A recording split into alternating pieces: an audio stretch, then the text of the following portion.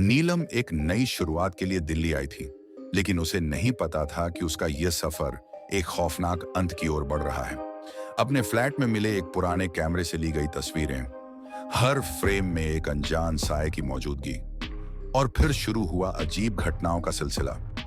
Mrs D'Souza, जो हर सुबह उसे मुस्कुराकर मिलती थी, क्या वह सच में इस दुनिया में थी, या फिर नीलम के कैमरे ने किसी ऐसी हकीकत को कैद कर लिया था जिसे कभी सामने नहीं आना चाहिए था?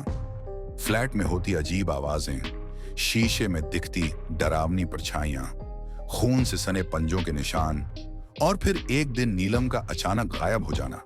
क्या यह सिर्फ एक इत्तेफाक था, या फिर वह कैमरा ही इस सब की असली जड़ था?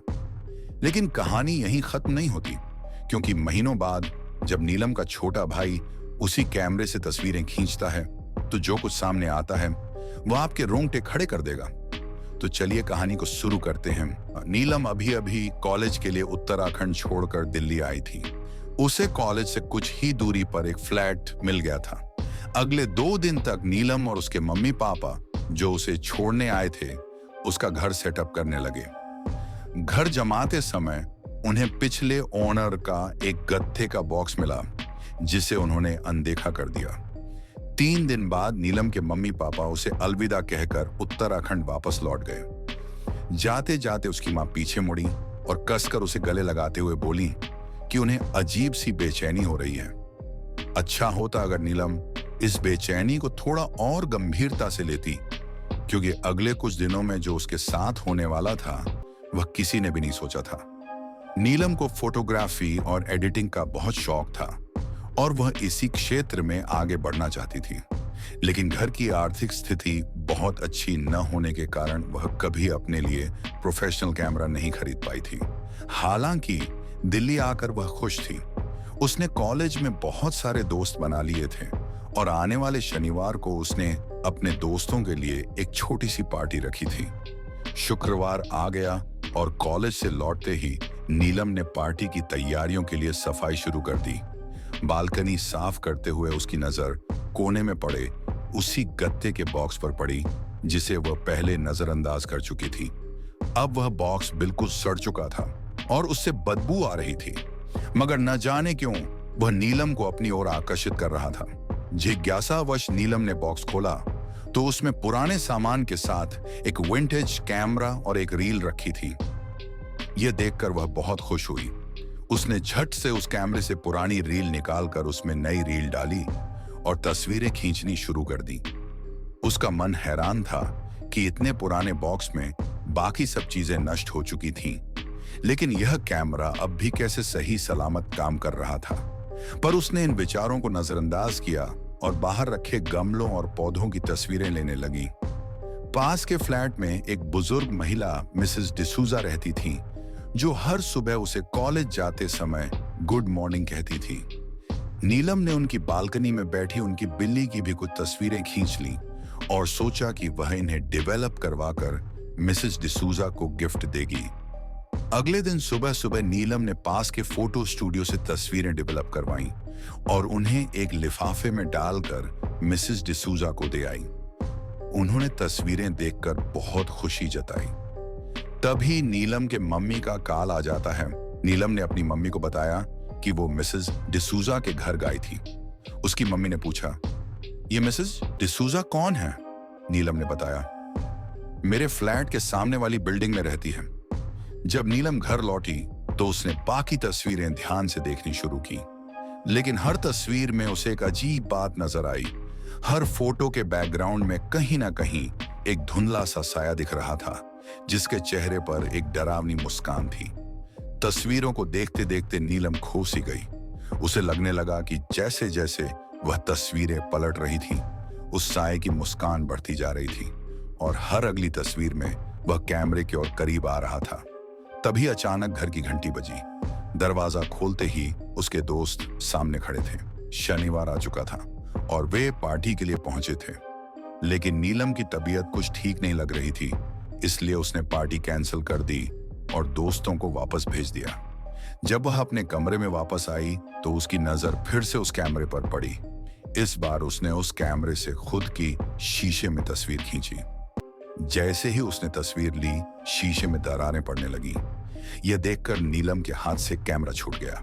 वह जैसे ही पीछे मुड़ी, उसने देखा कि उसकी परछाई अब भी शीशे में थी, लेकिन उसके हाथ में कैमरा था और उसके चेहरे पर वही डरावनी मुस्कान थी। यह देखकर नीलम जोर से चीख पड़ी और कुर्सी से टकराकर नीचे गिर गई। जब उसने दोबारा शीशे की ओर देखा तो वह सामान्य था, बस उस पर एक दरार थी। 2 दिन बाद पढ़ाई करते करते दोपहर में उसकी आंख लग गई और रात को 3 बजे उसकी नींद खुली। वह किताबें समेटकर अपने कमरे की ओर जाने लगी। तभी ड्राइंग रूम की खिड़की से बाहर झांकते ही उसके होश उड़ गए। मिसेस डिसूजा अपनी बालकनी में खड़ी थीं, लेकिन उनके चेहरे पर एक लंबी भयानक मुस्कान थी, बिल्कुल वैसी ही जैसी नीलम की तस्वीरों में दिख रही थी। नीलम जड़ हो गई। वह हिलने की कोशिश कर रही थी, मगर वह अपनी जगह से हिल भी नहीं पा रही थी। तभी मिसेस डिसूजा के पीछे से एक हाथ निकला, जिसमें एक कांच का टुकड़ा था। अचानक वह हाथ उनकी गर्दन पर वार कर देता है। नीलम चीखना चाहती थी, मगर उसके गले से कोई आवाज नहीं निकली। उसने डर के मारे अपनी आंखें कसकर बंद कर ली। जब उसने दोबारा आंखें खोली तो वह अपने बिस्तर पर थी और मिसेस डिसूजा की बिल्ली उसके पास घूम रही थी। नीलम ने इसे सपना समझकर अनदेखा कर दिया और सो गई। अगली रात 9 बजे उसकी दोस्त का फोन आया, जिससे उसकी नींद खुली। तभी उसने देखा कि वही बिल्ली कमरे के कोने में बैठी थी और लगातार कैमरे को घूरे जा रही थी। लेकिन नीलम की आंखें तब फटी की फटी रह गईं, जब उसने अपने बिस्तर पर बिल्ली के पंजों से बने खून के निशान देखे। डर के मारे वह भागकर खिड़की पर गई तो देखा कि मिसेस डिसूजा वहीं खड़ी थी। उनके हाथ में वही कांच का टुकड़ा था। उनके पैरों के पास उनकी बिल्ली खून के तालाब में बैठी अपने पंजे छांट रही थी। आसपास के सारे फूल मुरझा गए थे और गमलों में लगे पौधे मर चुके थे। डरी सहमी नीलम दौड़कर अपने कमरे में गई, लेकिन वहां से बिल्ली गायब थी, मगर बिस्तर पर खून के धब्बे अब भी थे। घबराकर उसने जल्दी से कैमरा उठाया और उसे कूड़ेदान में फेंक दिया। तभी उसकी नजर गत्ते के बॉक्स में रखी पुरानी रील पर पड़ी। जब उसने ध्यान से देखा तो उसे एहसास हुआ कि उसमें वही तस्वीरें थीं, मिसेस डिसूजा के पौधों का और फूल का, जो उसने 3 दिन पहले खींची थी। लेकिन इस बार साया स्पष्ट रूप से दिख रहा था। हर तस्वीर में नीलम खुद ही उस साये की तरह पीछे खड़ी थी, चेहरे पर वही डरावनी मुस्कान लिए। उसका पूरा शरीर सुन्न हो गया। जैसे ही उसने आगे की तस्वीरें देखी, उसका खून जम गया। उनमें उसके बचपन और स्कूल के समय की तस्वीरें थीं और हर तस्वीर में वह साया उसके पीछे खड़ा था, उसे घूरता हुआ। तभी अचानक कूड़ेदान में पड़े कैमरे से क्लिक की आवाज आई। नीलम ने पीछे देखा, मगर वहां कुछ नहीं था। उसने रील की आखिरी तस्वीर देखी। वह खुद ड्राइंग रूम में खड़ी थी, हाथ में रील लिए, और सामने मिसेस डिसूजा समेत कई लोग डरावनी मुस्कान के साथ खड़े थे। तभी अचानक एक आवाज आई, स्माइल प्लीज। उस रात के बाद नीलम कॉलेज नहीं आई। 3-4 दिन तक उसका कॉल नहीं लगने पर उसके मम्मी पापा उससे मिलने दिल्ली आ गए। तो उन्होंने देखा कि जिस फ्लैट में नीलम रहती थी वो फ्लैट बंद था।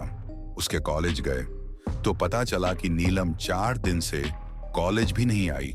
नीलम के मम्मी पापा कॉलेज से फिर वापस नीलम के फ्लैट की तरफ जाने लगे। फ्लैट के थोड़ी ही दूरी पर एक चाय की दुकान थी, जो काफी पुरानी थी। नीलम के पापा वहां पर पूछताछ की और बात ही बात में उन्होंने मिसेस डिसूजा का नाम लिया। तभी चाय वाला बोला, मिसेस डिसूजा, उनको कैसे जानते हो आप?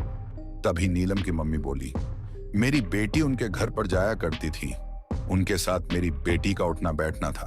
तभी चाय वाला बोला, पर उन्हें मरे तो 10 साल हो गए। और उसने सामने वाली बिल्डिंग दिखाया।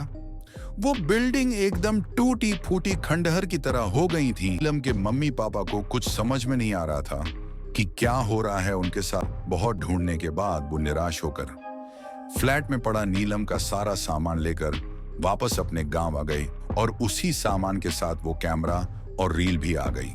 धीरे धीरे कई महीने बीत गए। नीलम का कोई अता पता नहीं चला। लेकिन एक दिन उसके छोटे भाई ने उसके रूम में कुछ सामान ढूंढ रहा था। तभी अचानक उसको वह कैमरा दिखा। उसने कैमरा उठा लिया और घर के बाहर लगे पेड़ की तस्वीर खींची। 3 दिन बाद वह पेड़ पूरी तरह सड़ गया। जब उसके भाई ने तस्वीरें डेवलप करवाईं, तो उसने देखा कि पेड़ के पीछे नीलम खड़ी थी। जो लोग इस चैनल को सब्सक्राइब कर चुके हैं, वे सिर्फ दर्शक नहीं, बल्कि इस डरावनी दुनिया का हिस्सा हैं। अगर आप भी हमारी हॉरर फैमिली का हिस्सा बनना चाहते हैं, तो अभी लाल बटन दबाएं।